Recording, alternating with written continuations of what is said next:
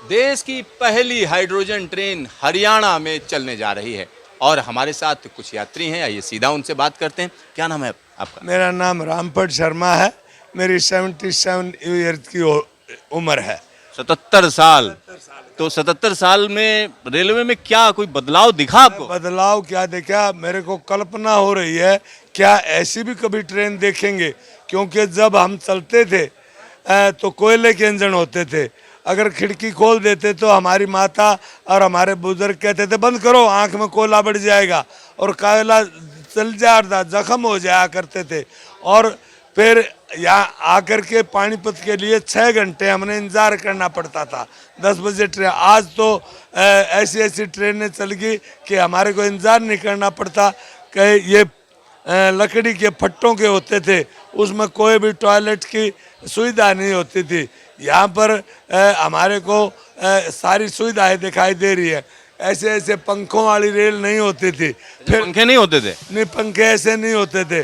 फिर जब डीजल की आए तो डीजल में कुछ और अच्छा महसूस करने लगे।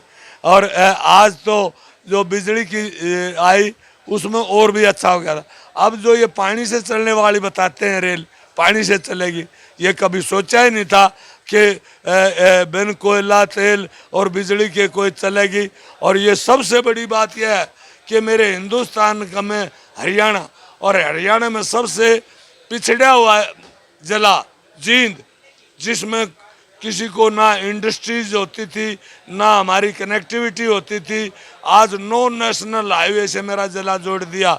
नरेंद्र मोदी का हम बहुत बहुत आभार प्रकट ही नहीं, माँ से प्रार्थना करते हैं कि भगवान इसको हजारी उम्र दे। और इस तरह की बातें हमारे बीच में आई हैं। ये जो हाइड्रोजन ट्रेन में जो देख रहा हूँ, मेरे लिए तो ऐसा लग रहा है जैसे मैं बैंक्वेट हॉल में बैठा हूँ। शादी समारोह में भी ऐसा सजा हुआ जगह नहीं देखी हमने। मतलब जींद में हाइड्रोजन ट्रेन को लेके एकदम जबरदस्त उत्साह है। उत्साह नहीं, मैं अभी बाजार से आया था, मैंने ये खरीदा था। वहाँ 8वीं और 10वीं के बच्चे ये इस तरह से मोदी के वो छपवाने के लिए टी शर्ट दे रहे थे, अपनी मम्मी को ले रहे थे।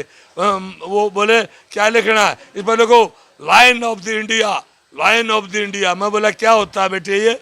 अरे हमारे देश का शेर है। 8वीं 10वीं के बच्चों में इतनी जागरूकता, में भावुक हो गया कि कभी ऐसी भी बात आएगी कि हमारे बच्चे ऐसा सोचेंगे। अच्छा, पहले की जो सरकारें थीं, खासतौर पर जब कांग्रेस की बात करते हैं, तो उन्होंने क्या विकास विकास कुछ नहीं किया? अरे विकास जितना देश के साथ द्रोह किया बेटे, मैं उस समय की बात है, 14 अगस्त 1947 को पाकिस्तान आज़ाद हो गया। मेरी भारत माँ की दोनों भुजाओं का कत्ल कर दिया।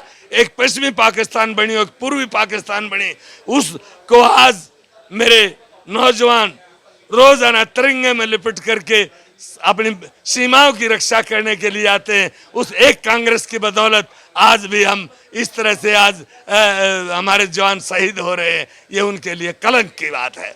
नहीं तो कुर्सी के लिए मेरे देश को बंटवारा कर दिया।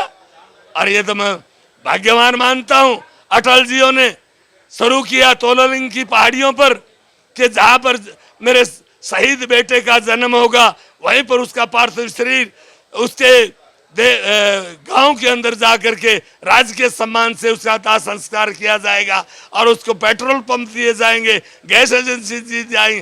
कांग्रेस के टाइम में तो केवल मात्र उसकी पासबुक आती थी, उसकी केवल मात्र पेंशन के कागज आते थे, उसके परिवार को भिखारी बनकर रहना पड़ता था। ये कांग्रेस के लिए बदनुमा दाग है। और विकास की जहां तक बात हो, विकास हमारी तरफ कहीं नहीं किया गया। हम अगर रोहतक की तरफ आते थे तो ऐसा मान जाते थे कि शायद हम किसी और देश में हैं, यहाँ पर किसी और का ही राज है। हमारे लिए कोई विकास नहीं हुआ था। अच्छा, ये जो रेलवे में जो बदलाव हैं, खासतौर अब तो वंदे भारत चल रही है और जींद से सीधा सीधा हाइड्रोजन ट्रेन, तो रेलवे में जो बदलाव हुए और खासतौर पर स्टेशन पर जो सुविधाएं, उसको लेकर क्या कहें? भाई साहब, सुविधाएं क्या, हमारे को यहाँ पर घड़ों में पानी मिलता था, आज तो कूलरों में पानी है। कूलर से रॉ वाटर, आरओ वाटर मिलता है। और जहाँ तक वंदे मातरम, मेरे को सौभाग्य मिला राम जन्म भूमि अयोध्या में जाने का। अरे मैंने कल्पना नहीं थी कि ऐसा काम राम मंदिर के बाद बन जाएगा। लोग तो ये कहते हैं कि क्या ले रहा है राम मंदिर। मैंने एक चीज बड़ी अचरज किया, बताता हूँ मीडिया वाले साथियों। मैं जब पूछने लगा, एक छोटा बच्चा था, वो बोला माँ तिलक कैसे लगाते हो? ए बाबा 10 रुपए का ओम लगेगा, 20 रुपए में तिलक लगवा के चंदन लगा के करोगे 20 रुपए लगता है। माँ पहले माता पिता क्या भीख मांगते थे हम, क्या नाम है तेरा? वो बच्चा था, गलती से कह गया, सोच नहीं थी। उसने कहा मेरा अमजद नाम है। उसकी माँ ने ऐसे हाथ करके कहा नहीं अजमेर नाम है। अरे राम जन्मभूमि का निर्माण होने के बाद लोगों ने धर्म परिवर्तन कर लिया, अपने नाम के आगे से मुस्लिम नाम हटा करके हिंदू नाम कर दिया। अरे वो जमाना था जब हमारे पूर्वजों के जनेऊ जो है उसके गर्दन काट करके किया जाता था। लेकिन नरेंद्र मोदी के राज में राम मंदिर के निर्माण से, राम मंदिर के नाम से भिखारी छोड़ गए। मैंने एक पूछा कि आप कितने रुपए, 4 किलोमीटर 5 किलोमीटर पहले ई रिक्शा चलती है, वहां पर पार्किंग थी और वो लोग 2-2 मिनट में भर जाते हैं। वो 40 रुपए आने जाने के लेते हैं। आज वहां पर योगी सरकार ने सिर्फ उनको आधार कार्ड पर ही रिक्शा दे दी और आज को 2-2 हजार रुपए के कमा के लेता है।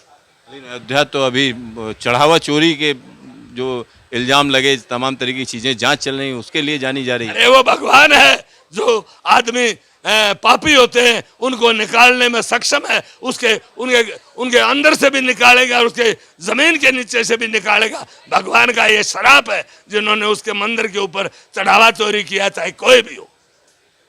यहाँ अब जींद में क्या आपको लगता है कि इस तरीके की और भी ट्रेनें चलेंगी? और ये सिर्फ जींद और सोनीपत के बीच में क्यों चलाई गई? जींद से दिल्ली के बीच में चलानी थी।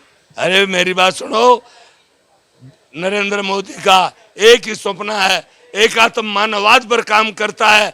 जो निचले स्तर पर बैठा हुआ इलाका है या निचले स्तर का आदमी है, उसकी उन्नति करनी है। इसलिए जींद की उन्नति की है। यहाँ से पूरा का उत्तरी भारत में मैसेज जाएगा और वो दिन दूर नहीं, मेरे जींद से हाइड्रोजन ट्रेन कन्याकुमारी तक भी जाएगी और जम्मू तक भी जाएगी। ये मेरी अपनी सोच है।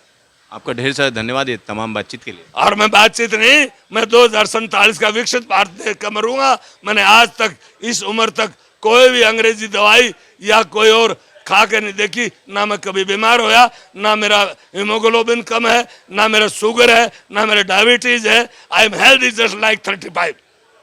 तो यहाँ पर आप देखिए कि किस तरीके का जोश है। जब जोश की बात करते हैं तो खासतौर पर जींद का यह इलाका कहीं ना कहीं पिछड़ा इलाका हुआ करता था, लेकिन आज जिस तरीके की चीज़ें हो रही हैं, खासतौर पर हाइड्रोजन ट्रेन की अगर हम बात करते हैं तो दुनिया में एक नायाब जो है हम कह सकते हैं ये कोशिश कही जा सकती है, क्योंकि दुनिया की सबसे लंबी हाइड्रोजन ट्रेन अब जींद से सोनीपत के बीच में चल रही है। Siddharth, news station, Jind.